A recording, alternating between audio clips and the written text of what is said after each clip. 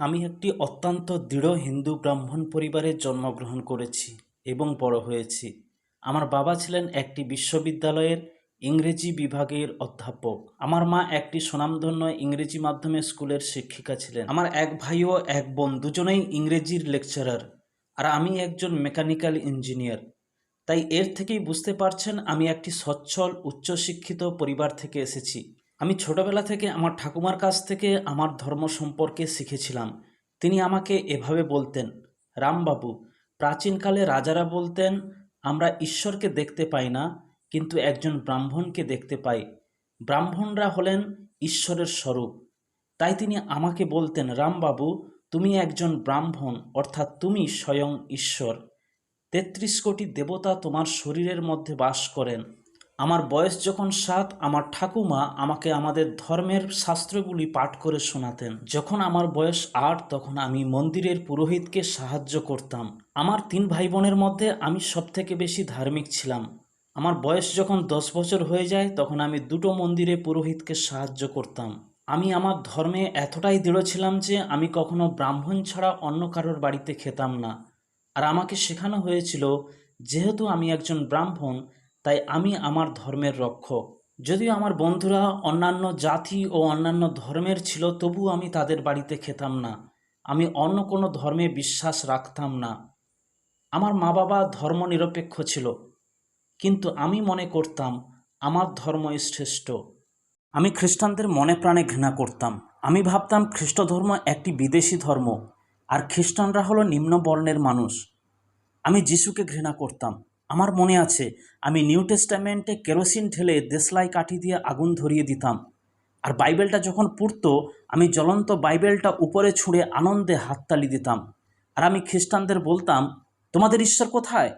যদি তোমার ঈশ্বর জীবিত থাকে, তবে তিনি এই জ্বলন্ত বাইবেলটাকে রক্ষা করে দেখাক। যীশুখ্রিস্টের প্রতি আমার এতটাই ঘৃণা ছিল যে গির্জার সামনে দাঁড়িয়ে মাটিতে থুতু ফেলে নিন্দা করতাম এবং যীশুখ্রিস্টের বিরুদ্ধে কথা বলতাম। আমি যখন ইঞ্জিনিয়ারিং পড়ছিলাম, একদিন সন্ধ্যায় আমি ক্লাসে যাচ্ছিলাম। প্রতিদিন ক্লাসে যাওয়ার পথে আমাকে মূল রাস্তার উপরে একটি গির্জার সামনে দিয়ে যেতে হতো। তো একদিন সন্ধ্যায় আমি ক্লাসে যাচ্ছিলাম। আমি গির্জার প্রাঙ্গণে একটি খ্রিস্টান সভা চলতে দেখলাম। একটি ছোট সভা, যেখানে ১৫০ থেকে ২০০ জন লোক ছিল। ওরা সবাই গান গাইছিল, হাততালি দিচ্ছিল। আর তখন আমার ভীষণ রাগ হলো। আমি সাইকেলটা স্ট্যান্ড করে আমি খ্রিস্টানদের দিকে গালাগালি দিতে লাগলাম। আর তারপরে আমি আবার ক্লাসে চলে গেলাম। আমার ক্লাস শেষ করে আমি বাড়ি ফিরে আসছিলাম। তখনও মিটিং চলছিল। আমার মনে এতটা দুষ্ট চিন্তা এলো, আমি চিন্তা করলাম, যদি আমি সবার ভেতরে গিয়ে সভাকে ডিস্টার্ব করি কেমন হবে। তাই আমি সবার ভেতরে গেলাম আর পেছনের সারিতে বসলাম।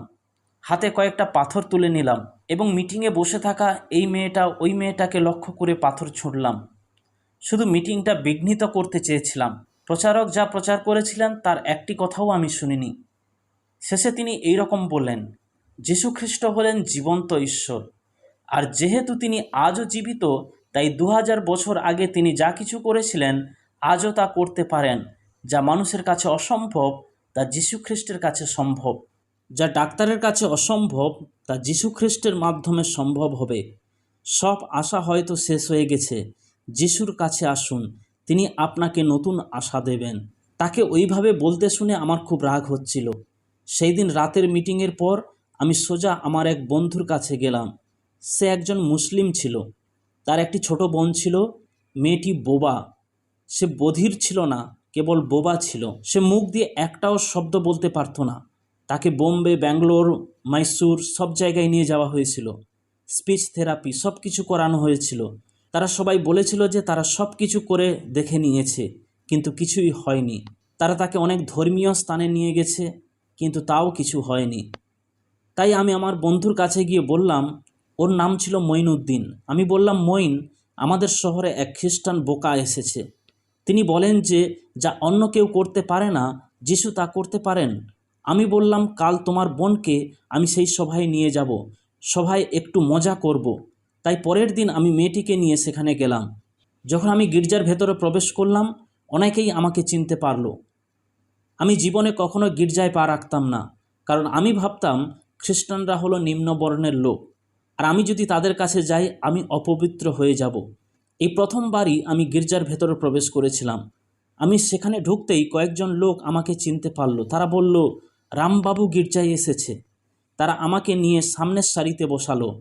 সামনের সারিতে বসলে আপনি আটকে যান। সামনের সারিতে থাকলে আপনি নিজের ইচ্ছা মতো কোনো কিছু করতে পারেন না। আপনি ভদ্রলোক না হলেও সামনের সারিতে যারা বসে তারা ভদ্রলোকের মতো আচরণ করে। সামনের সারিতে বসে আমার মোটেও মজা আসছিল না। প্রচারক প্রচার করতে শুরু করলেন। তিনি কিছু অদ্ভুত কথা বললেন। তিনি বললেন, আমরা সকলে পাপ করেছি, আমাদের পাপের জন্য ঈশ্বর আমাদের শাস্তি দেবেন, কিন্তু ঈশ্বর আমাদের এতটাই ভালোবাসেন যে তিনি মানুষ রূপে পৃথিবীতে নেমে এলেন এবং তিনি ক্রুশের যন্ত্রণা ভোগ করলেন। আমাদের অন্যায়ের জন্য তিনি শাস্তি গ্রহণ করলেন। তিনি আমাদের পাপ বহন করলেন, আমাদের সুস্থতা এনে দিলেন। আমাদের অভিশাপ, আমাদের দারিদ্রতা তিনি নিজের ওপরে তুলে নিলেন। তিনি তার রক্ত ঝরিয়েছিলেন, তিনি মৃত্যুবরণও করেছিলেন এবং 3 দিন পর তিনি মৃতদের মধ্য থেকে পুনরুত্থিত হয়েছেন। এটা শুনে আমি অবাক হয়ে গেলাম, কারণ একজন হিন্দু হিসাবে আমি পুনর্জন্মে বিশ্বাস করতাম, আর আমি কর্ম ও কর্মফলে বিশ্বাস করতাম।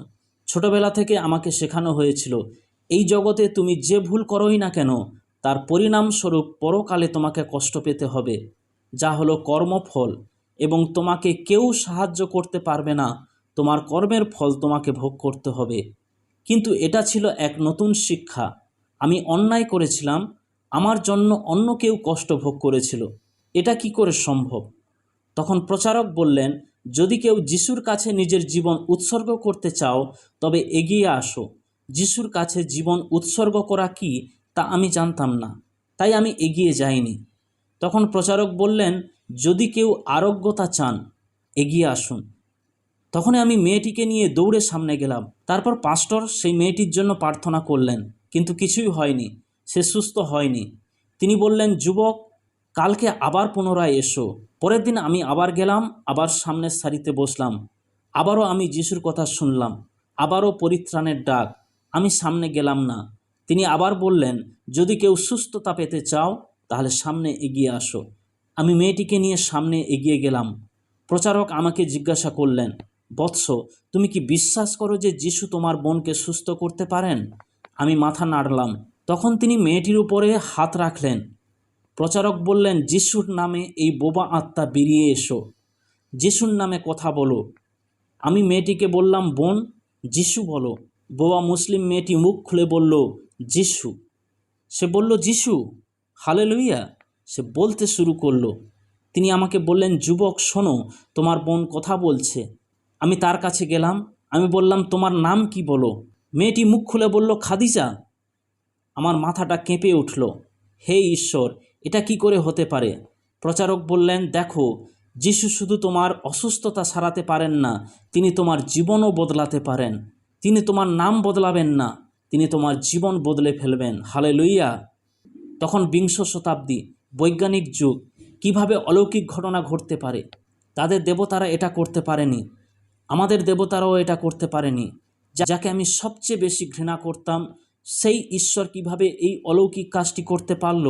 আর এটা আবার কি নতুন শিক্ষা যে আমি ভুল করেছিলাম আর আমার কষ্ট অন্য কেউ ভোগ করেছে? ছোটবেলা থেকে যা শুনে এসেছি তা কি সত্যি, নাকি সেদিন যা শুনেছিলাম সেটা ছিল সত্যি? সেই রাতে যীশুখ্রিস্টের সঙ্গে আমার এক মহিমান্বিত সাক্ষাৎ হয়েছিল। যখন আমি যীশুখ্রিস্টের সুসমাচার শুনলাম, তার সঙ্গে এমন একটি অলৌকিক ঘটনা ঘটল যা আমাকে নিশ্চিত করল যে যীশু খ্রিস্টই প্রভু। দিনটা ছিল 21শে জানুয়ারি 1983। আমি যীশুখ্রিস্টের কাছে আমার হৃদয় খুলে দিলাম। আমার বয়স তখন 17 বছর।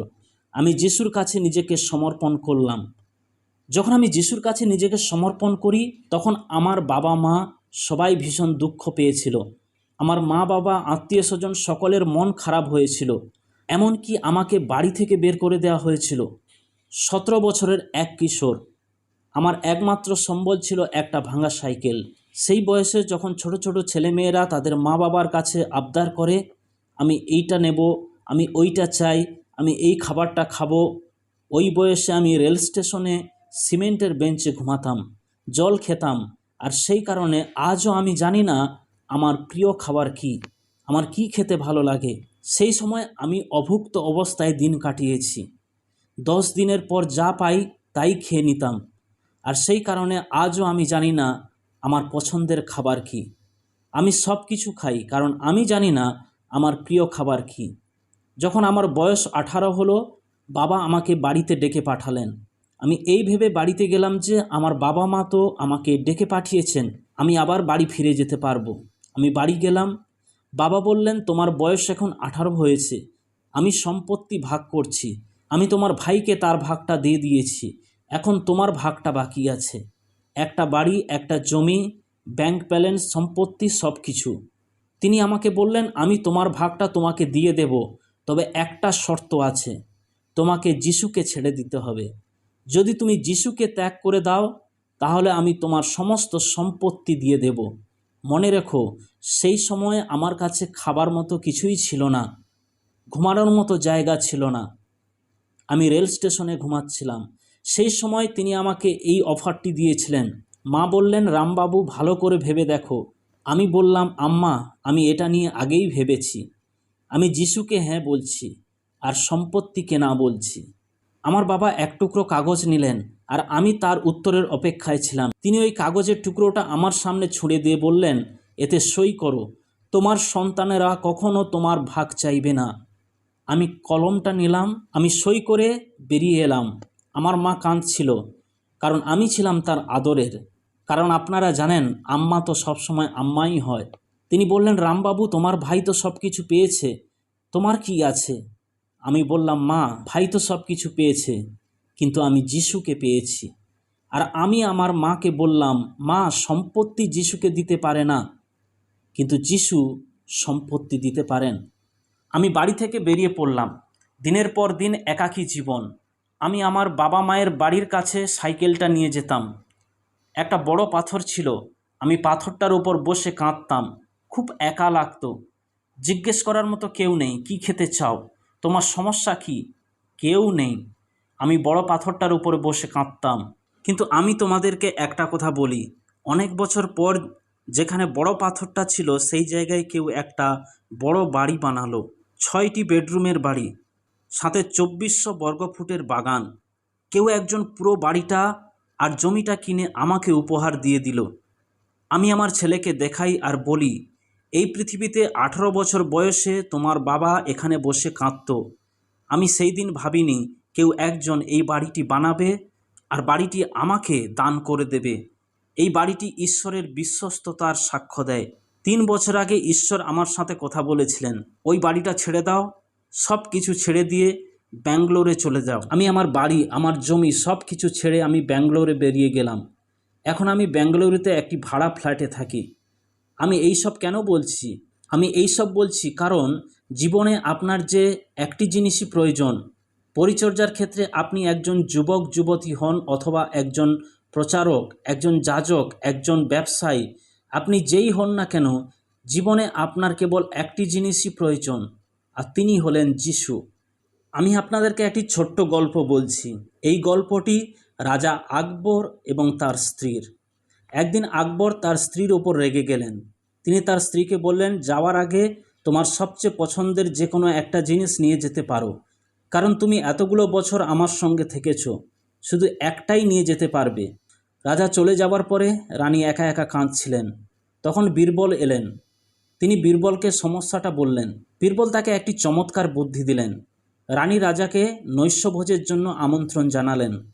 সে বলল, আমি চলে যাচ্ছি, যাওয়ার আগে শেষবারের মতো একটা নৈশভোজ দিয়ে যেতে চাই। রাজা এলেন, তিনি খেলেন। খাবারের সাথে সে ওষুধও মেশালো। সে এমন ঔষধ মেশালো যা রাজাকে ঘুম পাড়িয়ে দিল। সে দেখল যে তার শ্বশুর বাড়িতে আছে। তিনি তার স্ত্রীর উপরে ভীষণ রেগেছিলেন। তিনি বললেন, আমি তোমাকে বলেছিলাম আমাকে ছেড়ে চলে যেতে, তুমি আমাকে এখানে কেন নিয়ে এসেছো? রানী বললেন, তুমি তো আমাকে যেতে বলেছিলে। কিন্তু সে আমাকে একটা কথা বলেছিল, আমার সবচেয়ে পছন্দের যে কোনো একটা জিনিস আমি নিয়ে যেতে পারি। আমি তোমাকে পছন্দ করি, তাই তোমাকে নিয়ে এসেছি।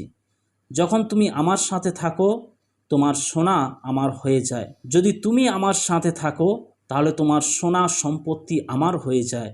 সব কিছু আমার, কারণ তুমি আমার। হালেলুইয়া। যদি যিশু তোমার হন, তবে যিশুর যা কিছু আছে সেগুলো তোমার। আমার জীবনে যিশুই একজন, তিনি থাকলে সব কিছুই থাকে। আমি জীবনে আর কিছু চাই না।